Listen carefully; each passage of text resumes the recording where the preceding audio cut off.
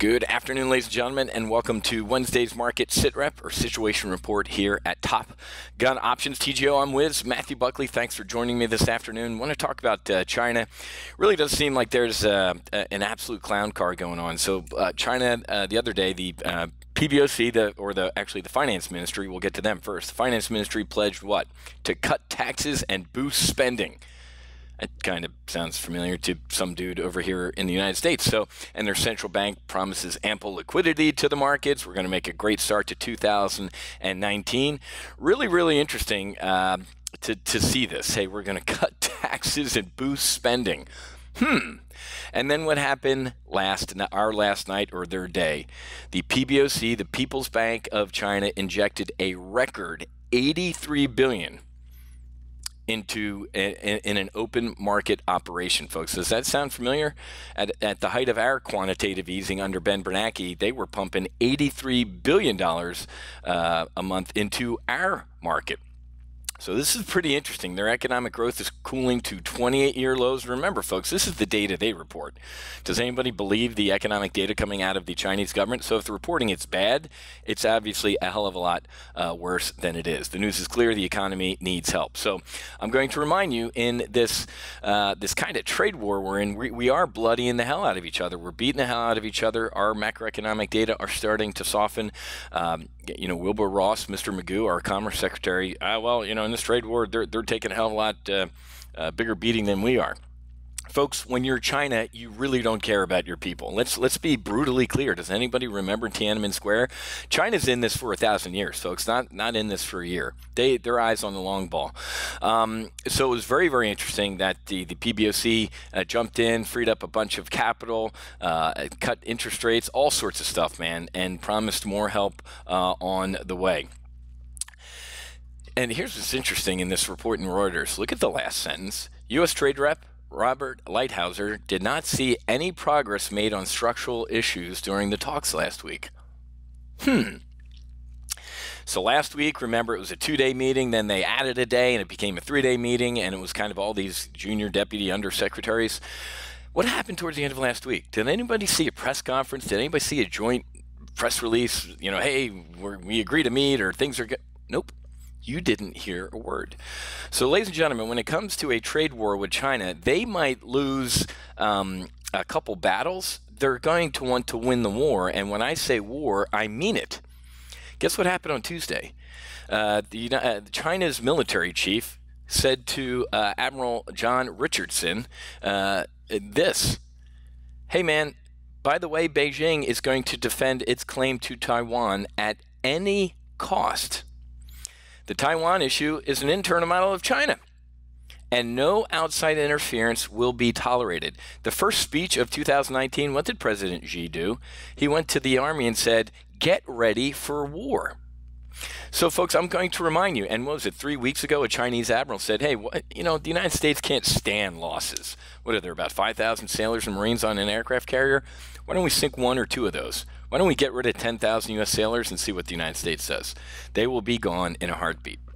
This is the real issue, folks. This guy could give a shit about trade. It is about China's strategic dominance, and that admiral said that exactly. He's like, a trade war? He's like, we could give a shit about a trade war. This is about our strategic dominance. In case you don't know this, ladies and gentlemen, we have a Defense of Taiwan agreement. I've participated in an exercise defending Taiwan. I forget, Lincoln Kitty Hawk, one of those boats that I was on the way over to the Arabian Gulf. What happened? Defense of Taiwan. We have an absolute ironclad agreement that says if China moves against Taiwan, we will defend it. What are these guys saying? We're taking back Taiwan, and if you get in our way, we're going to kill you. This is the issue, guys. But anyway, other than that, Ms. Lincoln, how was the play? Look at what the FXI is doing today. Here's what happens every time for the past, 6, 7, 8 months. Every time the PBOC has injected capital or tried to, prop up their capitalism. Can anybody see a trend here? It doesn't take a rocket surgeon to figure out that this is not good. Every one of these injections by the PBOC, this is the biggest one, obviously. So obviously we're seeing a little bit of a bigger jump this time. But the market ends up doing what? It gets this sugar high and goes, yay, look at all this new liquidity. And then it stops when they say last call and they start to feel a little bit of a hangover and go, wait a minute, man, if they're trying to prop up things up, it's got to be a hell of a lot worse than we thought, and it ends up selling off. So we have a bear call spread on FXI. I'm going to hold on to that. We're not seeing a ton of volume, slightly below average volume on FXI, but big pop today on the PBOC doing what? Trying to save their markets. Is that something bullish? Does that make you bullish, right? Remember what happened to our markets, right? The Fed propped up our markets with quantitative easing and low interest rates, and then what happened when he tried to take the punch bowl away in October? We had an absolute temper tantrum. So we'll keep an eye on China, folks, but always remember, it ain't about trade, it's about military. Period. Fed's dovish shift buoys markets in 2019's first weeks. So as I just said, central bank went from being a hawk, we got to raise interest rates, we got to pump on the brakes here, to we're not going to raise rates, we're going to be data dependent, and he flew away as a white dove, right? So the Fed's kind of kissing our forehead and putting a Band-Aid on our boo-boo here, which you can't be too bullish upon. Now, Wiz, what about Bank of America and what about Goldman Sachs? Listen to me, ladies and gentlemen. One of the reasons the banks did so well is what? You ready for this? Consumer lenders like Bank of America have benefited from the Federal Reserve's steady campaign to raise rates. What just happened here? When this market recovered here and here, Jerome Powell more or less said he ain't going to raise rates. So this is a one-hit wonder, folks, and it's comical because they're what? Goldman. Look at Jamie Dimon yesterday on his conference call. He was kind of very annoyed that people kept bringing this up. His fixed income, currency, and commodity divisions and Goldman's sucked. So the smartest dudes in the room, the smartest guys on Wall Street, the smartest financial folks in the world couldn't trade their way out of a paper bag last quarter. During all of this volatility, they were absolutely clueless and didn't know what to do. So their fixed income, currency, and commodity divisions imploded the worst since the financial crisis. So let me get this straight, Wiz. Their profits went higher based on rising interest rates, but the Fed more or less just said we're done with that for a long time. Yep. And they didn't know how to trade a volatile stock market. Yep. That doesn't bode well for the financials long term, folks. I'm glad I got out of JP Morgan a while ago. I would not be in any of these. And Goldman's got a massive Malaysia scandal brewing. And contrary to what you hear on the cheerleading channels like CNBC, it ain't priced in. I would not be in these guys. These big banks, they found a sweet spot in higher interest rates. Now the Federal Reserve isn't going to be raising rates. And there are some, folks, talking heads out there actually saying the Federal Reserve should cut rates next year.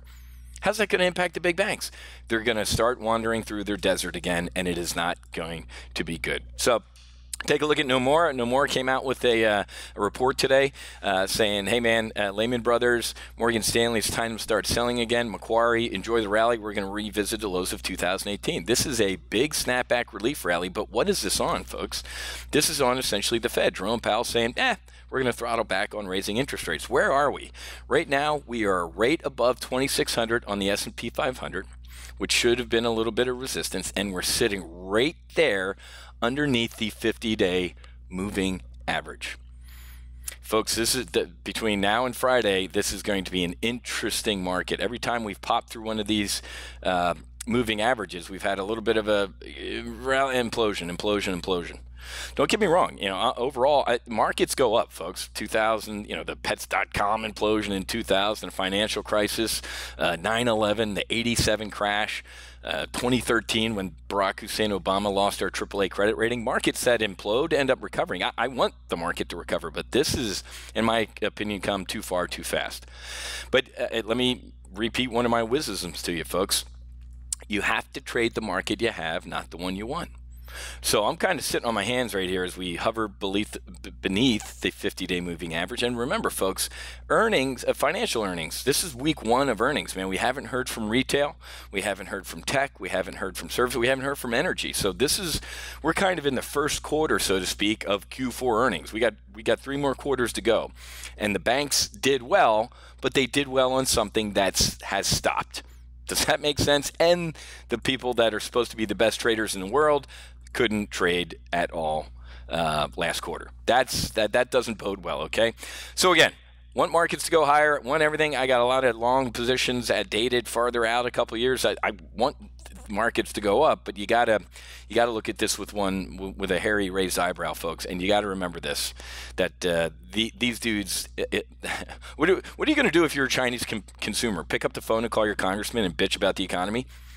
First of all, they don't have one, and second of all, you'll be met with a couple dudes with bayonets at your door, and you'll be taken away. Seriously, folks, they have internment camps for Muslims in China.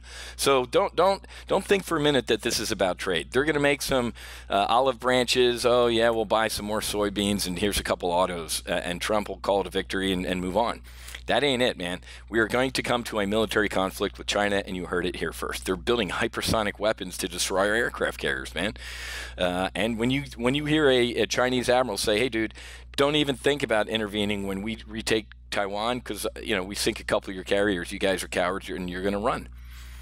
A lot of saber rattling. So anyway, so you should have some hedges on. You should have be long volatility. You should be long some SDS calls just in case the market does decide to implode again.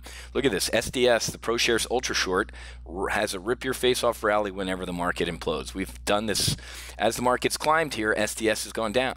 We're hanging right here at the 50-day, well, slightly below the 50-day moving average on SDS. I got some SDS on just as a hedge to protect in case we decide to, pull back from where we are right now. Okay. All right, guys, I got to run here. Got some meetings I need to run into. So have a great rest of your day. Happy hunting. Make sure you hedge and God bless. I'll see you or actually I won't. I'm on an airplane tomorrow up to Pittsburgh for a hockey tournament with my middle son Jack. So probably no market SITREP tomorrow, but I'll probably do one on Friday. All right, we'll see you then.